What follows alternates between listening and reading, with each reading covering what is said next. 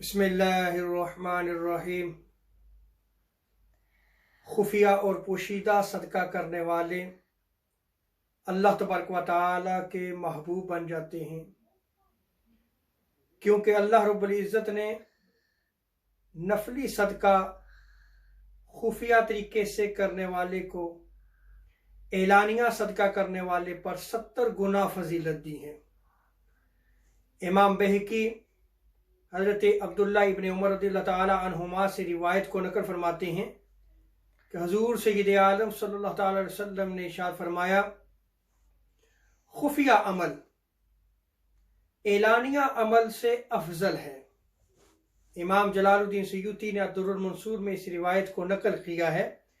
और यहाँ ये चीज़ याद रख लें कि जो चीज़ें अल्लाह रब्बुल इज़्ज़त ने फ़र्ज करार दी हैं, जैसे नमाज, ज़कात, हज वगैरह, इनको एलानिया करना अफजल है।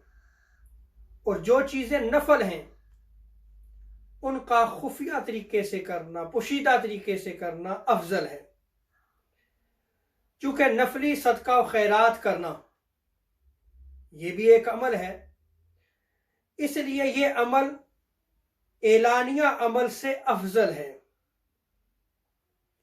हज़रत अबू क़तादा रज़ियल्लाहु ताला अन्हो आप फरमाते हैं कि हर अमल जो है वो मकबूल है जबकि नीयत सच्ची हो, और खुफिया सदका अफजल है। सो हर अमल जो है वो उसकी मकबूलियत, उसका कबूल होना उस बंदे की नीयत पर मुनहसर है। जितनी उसकी नीयत खालिस होगी, सच्ची होगी, और जितना सिद्क होगा उसी कदर जो है वो उसको अजर सवाब भी मिलेगा। हज़रत उम्मे सलमा रज़ियल्लाहु ताला अन्हा उम्मुल मोमिनीन आप रिवायत करती हैं। इस रिवायत को मौजमुल कबीर में इमाम तिबरानी ने नकल किया है। हुज़ूर अलैहिस्सलातु वस्सलाम इरशाद फरमाते हैं कि खुफिया सदका अल्लाह तबारक व तआला के गज़ब को बुझा देता है। खुफिया सदका करने की एक और फजीलत भी समाअत फरमाएं।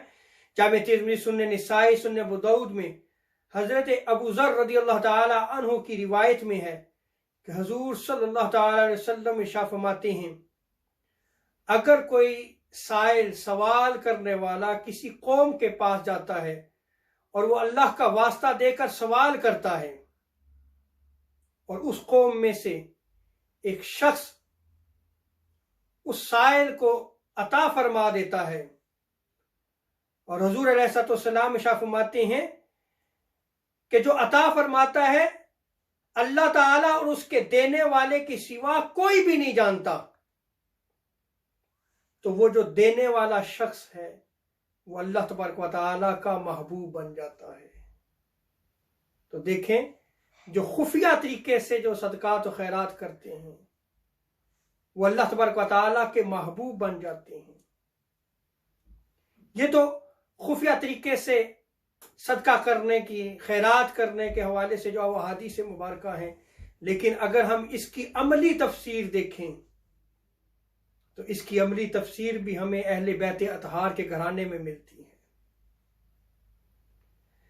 अहले बैत अतहार के चश्मो चिराग आले नबी औलाद अली सय्यदुस साजिदीन इमाम अली बिन हुसैन ज़ैनुल आबिदीन अलैहिस्सलाम, आपका अमल मुबारक देखिए कि आप राह खुदा में बेदरेग जो है वो खर्च किया करते थे, फुकरा और हाजतमंदों की दस्तगीरी फरमाया करते थे।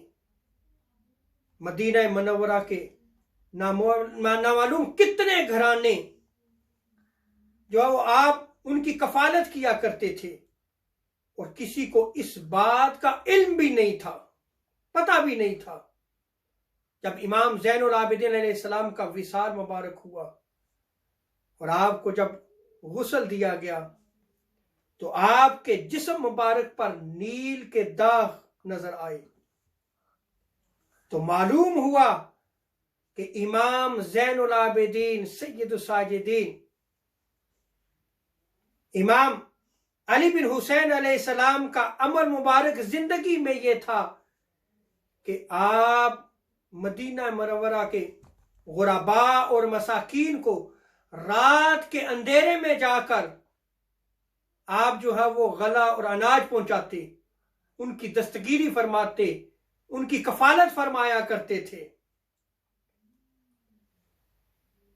और आखिर में इमाम ज़ैनुल आबिदीन अलैहिस्सलाम का एक कौल आप फरमाते हैं, अगर आपके पास, आपका अमल मुबारक ये भी था कि आपके पास अगर कोई साइल आता तो आप बाकायदा वेलकम करते, इस्तकबाल करते और मरहबा कहकर खुद जो है वो उस साइल के सवाल पर उसको अता फरमाते थे, खुद उठकर जो है वो अता फरमाते।